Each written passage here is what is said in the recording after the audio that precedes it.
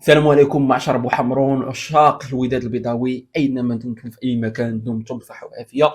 اليوم ان شاء الله غادي نعطيو الحصيله ديال الجوله 22. اول حاجه غادي نشوفوا المرتبه الاولى اللي هي نهضه بركان، النقاط ديالها 55. كذلك الزمامره ولا الوداد يا اما المركز الثاني ولا الثالث عندهم نفس النقاط 40 نقطه 40 نقطه. المركز الرابع للوجيش الملكي اللي تيهمونا هاد الربعه ديال البوسطات اللي غادي ندويو عليهم ان شاء الله. وفي نفس الوقت غادي نعطيو واحد التحليل دقيق للمباراه اللي غادي تجمع لنا ما بين نهضه بركان وكذلك الوداد البيضاوي. واحد المباراه اللي غتكون اللي هي شيقه، مباراه بالدارجه تنقولوا غادي تكون قاصحه بالنسبه للوداد البيضاوي، وكذلك اختبار حقيقي لنهضه بركان. واش الفريق منسجم، فريق كيف ما تنقولوا عليه فريق قوي بقياده منير الشعباني. المهم اول حاجه غادي نعطيو جدول التاريخ المباريات ان شاء الله. كيف ما قلنا الجيش الملكي اللي غادي يكون لاعب مع اولمبيك اس نهار الجمعه 28 شهر 2 2025، وكذلك نهضة الزمامرة مع فتح الرباطي في نفس اليوم 28 شهر 2 2025. وكذلك في بداية شهر 3 اللي غادي يكون نهضة بركان مع الوداد البيضاوي، غادي يكونوا لاعبين مع العشرات ديال الليل. غادي نركزوا على نهضة بركان مع الوداد البيضاوي، اشنو خاص ماكوين يدير. وماكوين واحد القضية بغينا ان الناس يوصلوا ليه، هي حيد داك التفلفيف الخاوي.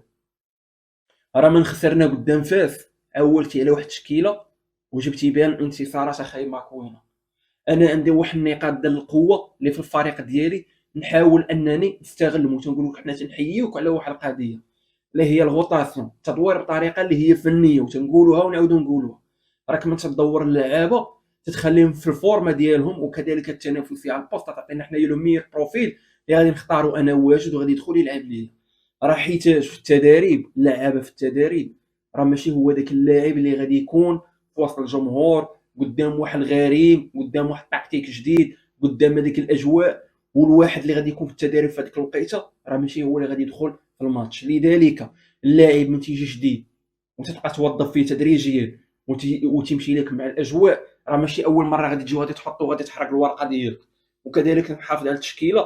راه هذيك 3 النقاط اللي ضاعوا لنا دابا بالتعادل بطعم الهزيمه مع النادي المكناسي، كان عندنا نضربوا 3 ديال لي بوين غادي نمشيو مرتاحين المرتبه الثانيه بعيدا عن الزمامره بلي زيكار ديال 2 نقاط. وحنايا هانين دابا من ولينا بحالنا بحال الزمامره مطالبين اننا نديروا الماكسيموم بوسيبل وما يجيش عندنا بيوتا، وفي نفس الوقت انني نلعب على نقاط القوه ونشتغل كذلك على النقاط ديال الضعف ديال الوداد البيضاوي. سيرتو ان ماكوينا تيلعب بواحد الخطه اللي هي هجوميه، سيرتو ان تنبغيو نوسعوا الفريق، يعني الفريق الخاص من تكونوا لاعبين معاه وتيرجع لنا تكتلات على الخلف.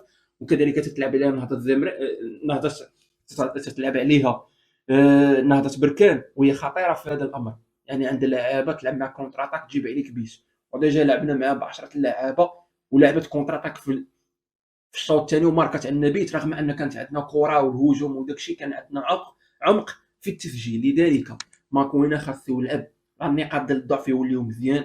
كذلك اللعابه ما يضربوش من وراء الظهر، واهم شيء اللي هو متخوف منه حاليا اللي هو الدفاع. راه ما عندناش هذاك الدفاع اللي بصفه اللي هي قويه.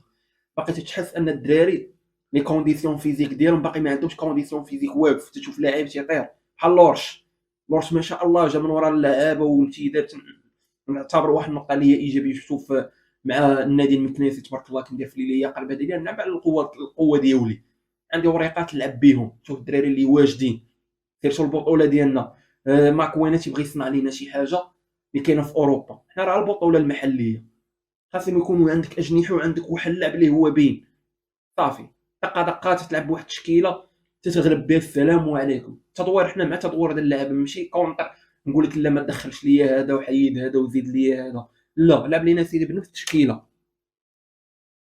ولا بغيت كاع نبدل في بعض البوستات نبدل فيهم بعض البوستات اللعابه اللي غادي يعطيوني ليفيكاسيتي. وهادشي هذا اللي بغينا ما كوناش واحد يكون يريح به يقول لي سيدي داكشي اش دير فيه. راه غير معقول. النجاعه هي انك تربح ودي 3 ديال لي بوين ولا ما تكون فيهم اصابات في نفس الوقت انني درت واحد التدوير بطريقه اللي هي فنيه. هادشي هذا علاه ما نخرج. شفنا والد الركراكي بغى يدير الفلسفه ديالو ودخل العاطفه، خرجنا من كاس افريقيا اللي كانت منظمه في كوت ديفوار. شفنا كذلك في المقابله الوديه مع موريتانيا وبغينا نجربوا لعابه جداد. هي مزيان نجرب لعابه جداد، ولكن هذوك اللعابه جداد تيبغي يدخل في المجموعه الاساسيه تنبدل منها. ابري ان الدراري من تيكونوا واجدين وديما تيلعبوا ماتشات ولفوا على الاجواء ديال اللعب ديالهم، نقدر ندخلو انا من الاول ماشي مشكل، اما باش تجيبو اول مره ويجيو تدخلو وتلعب راك تتحرقو، تتحرق داك اللاعب، حيتاش الاجواء ديال التدريب ما بين صحابو ولا اللعابه اللي معاه ولا خوتو راه ماشي هو الاجواء من تيكون لاعب والجمهور وديك الاجواء، وشوف بنادم اشنو اللي عنده، كاين اللي تيجي يتيليفون كل واحد واشنو اللي كاين. ولعبنا مع موريتانيا وخرجنا مع تعادل. المنتخب الجزائري في احصائيات كاس اللي تنظمت في الكوت ديفوار طيح بالمنتخب الموريتاني، رغم احترام المنتخب الموريتاني واحد المنتخب اللي عنده كره حديثه، وشفنا اشنو وقع معاه.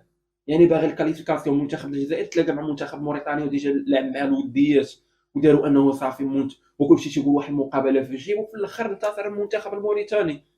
اللعابه ديالو ما نقدروش نقولوا حنا واحد اللعابه اللي هما عالميين ولا تيلعبوا لنا في واحد الانديه اللي هما عالميين. الخلاصه من هادشي هذا يعني تنقولها وتنعاود نقولها، يعني اي فريق بغي نلعب معاه وندرسوه حتى الفريق ديال النادي المكناسي غادي نجي على سبيل المثال صافي ضامنوا في الكرش، عندنا انتدابات واعره وداكشي، تحس ان اللعابه اللي كانوا في الاول في الانتدابات الصيفيه ماشي هما في الشتويه، يعني زايدين النخزه بالدارجه، صافي غادي ندير هذاك النادي راه عندي مع اكسبيريونس خايبه، حيت هو فاز عليا في الارض ديالو. لذلك خاصني ندرسو مزيان ونشوف المدرب الجديد ديالو شنو هو النهج اللي لعب به، حيت هي في جميع الماتشات راه لعبت مع فاس وانتصرت في فاس في بلادها. لذلك خاصني اي فريق كيف ما بعض الجماهير الله يسمح ليهم تقول لك هذيك محمديه وهذاك راه النادي المكناسي غادي نضربوه. حنا نتمنوا اننا نربحوا جميع الانديه بالنتيجه اللي هي عريضه، وكذلك اللاعبين يبينوا على المواهب ديالهم، نفرجونا وتكون عندنا واحد الفرجه كرويه، ويكون اللعب ويكون الاداء تكون النتيجه، وفي نفس الوقت اهم شيء واخا كاع ما يكون الاداء اللي هي النتيجه. كيف ما خلاه وليد الركراكي، انا راه ما عنديش البارسا الماركه نغلق وندي 3 نقاط، هذاك هو النتيجه، والنتيجه ديالي هي انني ما نجيب الميداليه ونحقق لي زوبجيكتيف ديالي. كاينين بعض الافراد من الجمهور مزيان الاختلاف، نقدر انا ماكوين يبان لي زوين تيبان لك خايب وتقسب فيه وداك الشيء، ولكن الانتقاد ماشي السبان تسب لي مو ولا بوه. تنتقدوا وتنتقد اللعابه، حريه التعبير، راه من الاختلاف تولد الحكمه. ولكن باش تجي تقول لي يا سيدي نديروا ليه الاقاله وداك الشيء، هذاك تهربيق. تجي ودير الاقاله واخا يكون عندك كاع الفلوس، باش عندنا الفلوس مشتى، راه احسن حاجه في التسيير واش نهضروا على الاداره اللي هي تدبير الموارد البشريه وكذلك تدبير الموارد الماليه. راه عندك مع كونطرا راه خاصك تحاسب معاه في الاخر ديال العام اشنو درتي، شنو هما لي زوبجيكتيف، بغيتي هاد اللعيب هذا جبناه ليك مرحبا فين وصلنا. كذلك نجيب واحد الطاقم تقني اللي يشد لي ودينات ومرحبا علاش هاد اللاعب هذا وعلاش هذا وعلاش هذا، وندخلوا التشكيله الاساسيه ديالنا ونلعبوا باللاعبين اللي هما واجدين. وكذلك في الرومبلاسمون على ذاك الدري تبارك الله ديال المحمديه كظاهر ايسر، هذا كنبدا به انا في الاول. وتنعرفوا اننا الا بغينا نربحوا في البطوله المحليه ديالنا خاصك تعتمد على الاجنحه، باصات طويله، يدخل واحد طويل بيت، تلعب على الاجنحه، تلعب على الكورنيات، تستغل جميع النقاط ونستغلوا جميع الحلول.